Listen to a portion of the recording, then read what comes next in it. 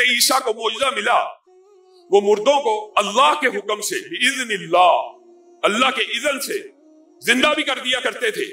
जब कोई सवाल कत्ल का वगैरह का आपने सारे वाक़यात पढ़े हुए, जो भी होता वो उनको कुछ वक्त के लिए पूछ लेते थे कि ये वाक़या जो हुआ था, जिंदा कर दिया करते, मादरजाद अंधे को, कोड़ी को, और ये मौजज़ा था जो उनको अता किया गया था। लेकिन ईमानदारी से बताइए, वो जो मुर्दा कलाम करता था वो जिंदगी में बोलता था, उसने जिंदगी में कलाम तो किया होता था। यहाँ पे अल्लाह रब्बुल इज्जत ने रसूलुल्लाह को बाद ऐसे मौजज़ात अता किए जो वाकई जिसकी मौजज़ा जिसको इंसान बयान करने से आजिज़ आ जाए, उसकी कोई साइंस समझ ना आए, उसकी कोई वजह समझ ना आए।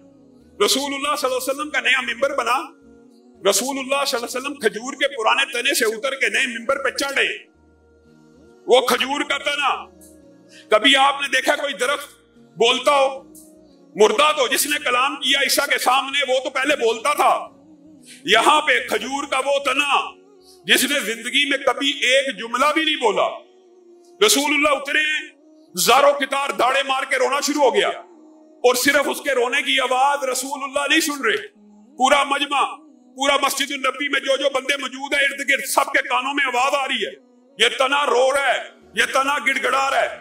रसूलुल्लाह मिंबर से उतरे, उसको गले से लगाया, उसको थपकी दी। उसके बारे में इस एक मौजूदे के हवाले से मुतअद्दिद रवायात है, मफहूम आपके सामने रख रहा हूं। उसको कहा इसको फलां जगह दफन कर दिया जाए, उससे गुफ्तगू भी की। वो एक लंबा चौड़ा बात हदीसे, ये हदीस सही सनद से है, लेकिन वो जो गुफ्तगू की रवायात है उनमें से बाद में दोफ है, बात बिल्कुल सही है। रसूलुल्लाह सल्लल्लाहु अलैहि वसल्लम ने कहा इसको फलां जगह दफन किया जाए, उसको खामोश करवाया, उसको सीने से लगाया। ये मौजूदा जो है, इसमें आप में आपके लिए और मेरे लिए क्या निशानी है? मेरे भाइयों, इसके अंदर सबसे बड़ी निशानी ये है कि रसूलुल्लाह सल्लल्लाहु अलैहि वसल्लम से दूरी और अल्लाह के जिक्र से दूरी खजूर का एक तना भी बर्दाश्त नहीं कर सकता। तो तेरा जिंदा धड़कता हुआ दिल जिसके लिए ये कुरान पाक नाजिल हुआ है, कैसे बर्दाश्त कर लेता है? क्यों कर बर्दाश्त कर लेता है? रसूलुल्लाह सल्लल्लाहु अलैहि वसल्लम की कुर्बत और सोहबत तुझे नहीं चाहिए? क्या मुझे और तुझे रसूलुल्लाह की क़यामत के दिन कुर्बत और सोहबत नहीं चाहिए? हमारा ईमान क्या है? वो खजूर का तना, रसूलुल्लाह सल्लल्लाहु अलैहि वसल्लम ने कहा अगर मैं इसको चुप ना कराता, अगर ये भी सही सनद से, अगर मैं इसको चुप ना कराता तो ये क़यामत तक रोता ही रहता। रसूलुल्लाह की जुदाई का गम, रसूलुल्लाह की आयात पढ़ने से दूरी का गम इस कदर शदीद है। एक खजूर का दरख्त रो रहा है, मैं और आप जालिम हैं, मैं और आप अपनी जानों पे जुल्म करने वाले हैं। अल्लाह ताला बंदों की जानों के ऊपर जुल्म नहीं करता, हम अपनी जानों के ऊपर जुल्म करने वाले हैं। हमने रसूलुल्लाह की कुर्बत और सोहबत को क्या समझा? हमने कुरान पाक की जिक्र से, कुरान पाक हमने रमजान में पढ़ लिया, शवाल आ गया, कुरान पाक बंद हो गया। ये जो जिक्र से दूरी है, इसके लिए आपको अल्लाह रब्बुल इज्जत से एक तो तौफीक भी तलब करनी चाहिए, अल्लाह ताला सारी जिंदगी इसका साथ दे और सारी जिंदगी इसको साथ रखे। तो लेकिन अगर आपने इसको छोड़ दिया है तो आपके लिए सोचने, गौर फिक्र करने की बात है। मेरे भाइयों, ये तो नबादात है, और नबादात के मौजे भी जब वक्त आएगा इंशाअल्लाह कोशिश करेंगे तेजी से इनको बयान करना है। ये नबादात है। रसूलुल्लाह सल्लल्लाहु अलैहि वसल्लम की एक बुखारी शरीफ में हदीस है जिसका एक तुरक मुस्नद अहमद में भी मौजूद है। वो क्या? रसूलुल्लाह सल्लल्लाहु अलैहि वसल्लम ने इरशाद फरमाया, पुराने जमाने में एक शख्स हुआ करता था, और मुराद बाद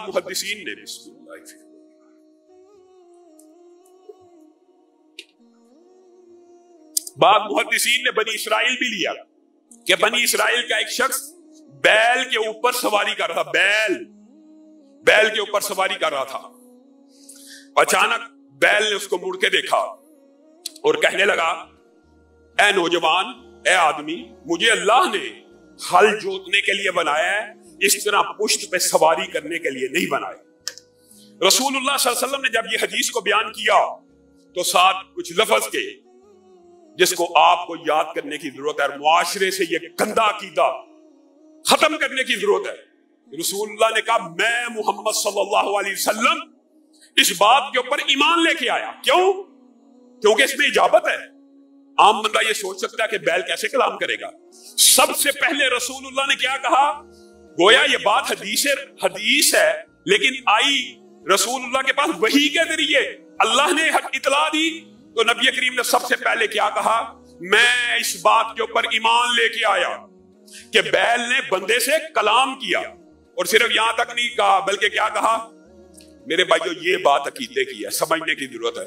अबू बकर मौजूद नहीं है, उमर मौजूद नहीं है, लेकिन रसूलुल्लाह वहां पे जहां पे हदीस बयान कर रहे हैं क्या कह रहे हैं, अबू बकर भी ईमान लेके आया, उमर भी ईमान लेके आया। इन शख्सियात के बारे में बात बदबख्त हरदा सराई करते हैं कि जिनके साथ रसूलुल्लाह अपनी गवाही दे रहे हैं। अल्लाह ने वही नाज़िल की, रसूलुल्लाह ने कहा मैं ईमान लेके आया, और सबसे पहले अपने बात किसका नाम लिया, अबू बकर ईमान लेके आया, उमर ईमान लेके आया। इतना यकीन और एतमाद है कि ये दो तो ईमान ले ही आए मेरे साथ, जिस बात के ऊपर मैं मोहम्मद ईमान लाऊंगा ये दोनों ले आएंगे। और इसी हदीस का अगला टुकड़ा क्या है, यहां से भी एक बात समझ आती है आपके और मेरे लिए, इस मौजज़े के अंदर भी। ये जो रसूलुल्लाह के बयान करेंगे वो तो इससे भी हैरत अंगेज है। इस मौजज़े के अंदर भी एक इबरत है। एक मवेशी, एक चुपाहा, एक जानवर, उसको भी अपनी तखलीक का मकसद पता है। उसको भी पता है मुझे हल जोतने के लिए पैदा किया गया है। मेरे ऊपर ये जो पुष्ट के ऊपर सवारी कर रहा है ये दुरुस्त नहीं कर रहा, मेरा मकसद तखलीक ये नहीं था।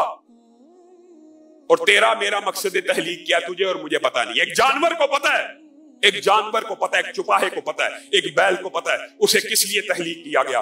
लेकिन इंसान कितना गाफिल है, उसको ये पता ही नहीं कि उसको बुनियादी तौर पे अल्लाह की इबादत के लिए बनाया गया। गाफिल है।